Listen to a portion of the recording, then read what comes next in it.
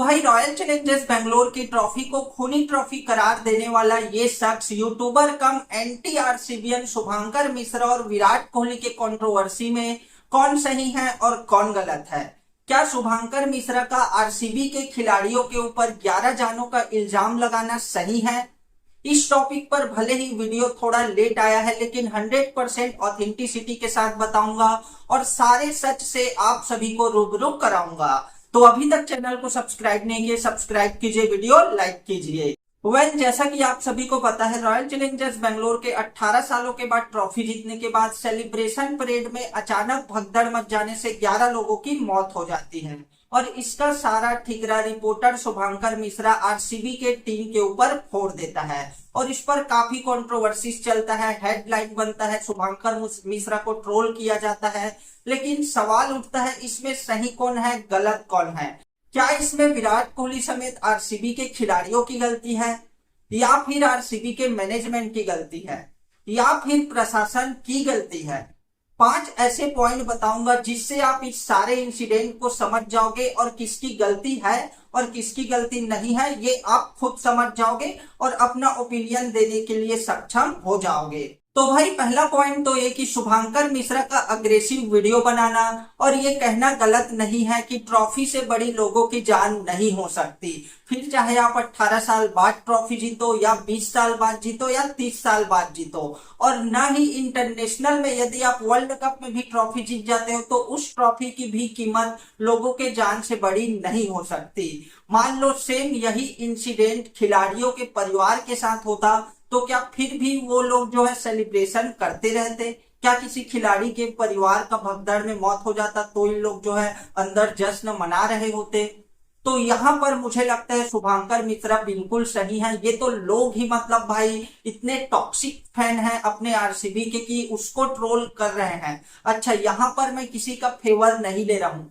जितने बड़े आप विराट कोहली के फैन हो उतना ही बड़ा मैं भी विराट कोहली का ही फैन हूँ, लेकिन लोग ये समझते नहीं है भाई। क्रिकेट को 11 लोगों के जान से बड़ा बताते हुए उल्टा शुभंकर मिश्रा को ट्रोल किया जा रहा है। आप लोग क्या इस बात से सहमत हो? नीचे कमेंट में जरूर बताना।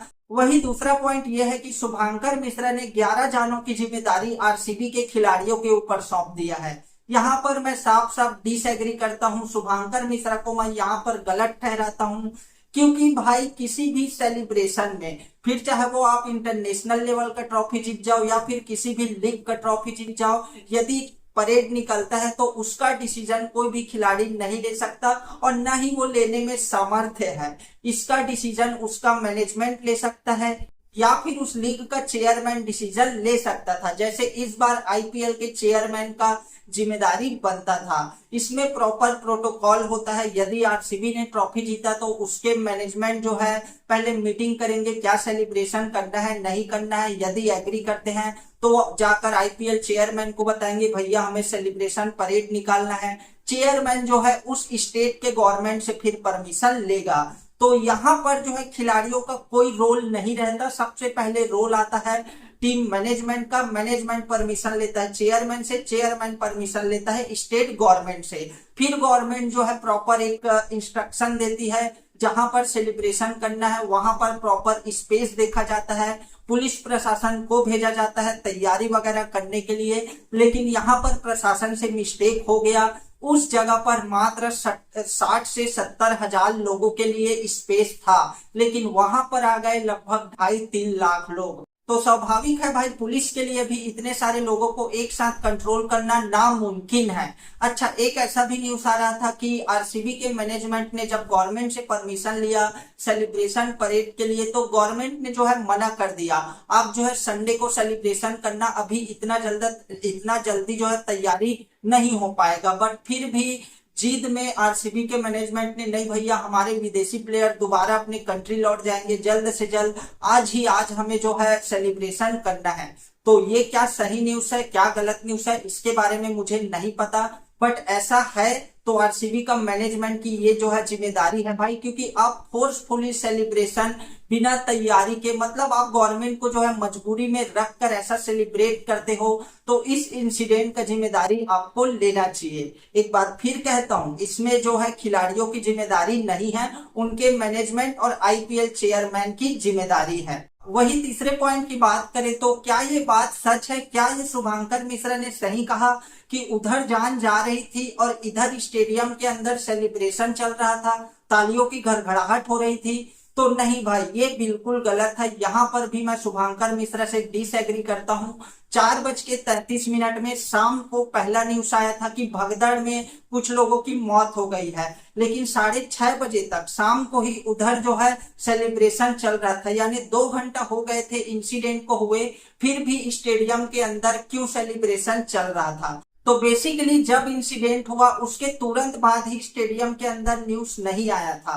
लगभग 1.5 घंटे बाद न्यूज पहुंचा। 6:30 जो है आरसीबी के मैनेजमेंट को ये पता लगा कि उधर भगदड़ हो गया है, कुछ लोगों की जान चली गई है। तुरंत बाद आरसीबी के मैनेजमेंट ने कार्यक्रम को रद्द कर दिया, जो सीएम आया था वो वापिस चले गया। तो यहाँ पर शुभंकर मिश्रा गलत है, जो कि उन्होंने कहा था कि उधर जान जा रही है, इधर सेलिब्रेशन चल रहा है, ये दरअसल गलत बात है। वही चौथा पॉइंट है, सोशल कार्यकर्ता एचएम वेंकटेश ने तो फिर विराट कोहली के ऊपर एफआईआर क्यों किया?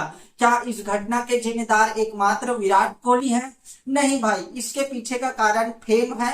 एचएम वेंकटेश को फेम चाहिए था। विराट कोहली जैसे बड़े नाम के साथ यदि उसका कुछ कंट्रोवर्सी लिंक होता है तो उसको भी कुछ जो है फेम मिल जाएगा। और कभी कभी ऐसा भी होता है ना, आपने नोटिस किया होगा, घर में कोई यदि छोटा बच्चा गलती कर देता है, कुछ उससे बड़ा गलती हो जाता है, तो डांट उसे नहीं पड़ती बल्कि उसके पेरेंट्स को, उसके गार्जियन को पड़ती है, क्योंकि वो घर के बड़े हैं, उसको जो है जिम्मेदारी है कि बच्चे को संभाल कर रखे। इसीलिए विराट कोहली के ऊपर एफआईआर कराया गया, जो कि विराट कोहली इतने बड़े हस्ती है, इतना बड़ा नाम है, तो सारा ठीकरा फेम वेम के चक्कर में इसी के ऊपर फोड़ा जा रहा है। वही 5वां पॉइंट है। बेसिकली ये कोई पॉइंट नहीं है, मैं जनरली जो है इंफॉर्मेशन देना चाहता हूँ। भाई देखो, इंडिया में जो है क्रिकेट के काफी ज्यादा प्रेमी हैं, काफी बड़े बड़े फैंस हैं, बट इतना भी टॉक्सिक नहीं होने का कि लोगों के जान तक उतर जाए।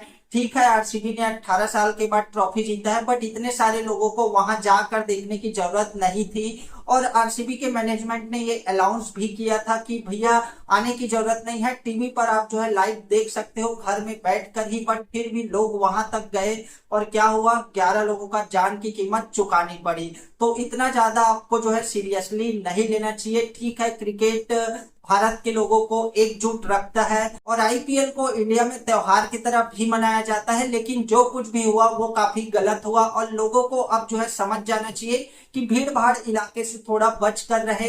एक रूल के मुताबिक मैं आप सभी को एज अ इंफॉर्मेशन देता हूं कि यदि आप भीड़ भाड़ इलाके में हैं और खतरे के चांस है, काफी लोग आ चुके हैं, तो आपको 1 स्क्वायर फीट में 3 लोग से ज्यादा नहीं रहना। यदि ऐसा होता है वहां पर 1 स्क्वायर फीट में 5-7 लोग आ जाते हैं, ऐसे में कुछ इंसिडेंट हो जाता है, लोग दौड़ने भागने लगते हैं, तो फिर आपका जो है बचना मुश्किल हो जाएगा। तो ये एज ए सिक्योरिटी पर्पस मैंने आपको बताया है। 1 स्क्वायर फीट मतलब आप समझ सकते हो, उतने में 3 लोग से ज्यादा रहना मतलब आप डेंजर जोन में हो। तो ये रहा भाई आज का वीडियो। वैसे आप लोग अपना अपना ओपिनियन कमेंट में जरूर बताना, क्या शुभंकर मिश्रा को जो ट्रोलिंग का सामना करना पड़ रहा है वो सही है, या फिर शुभंकर मिश्रा ने जो आरसीबी के टीम के ऊपर निशाना बनाया है वो सही है? कमेंट में जरूर बताना। सो दैट्स ऑल भाई, वीडियो को यहीं पर करते हैं एंड मिलेंगे अपने अगले वीडियो पर।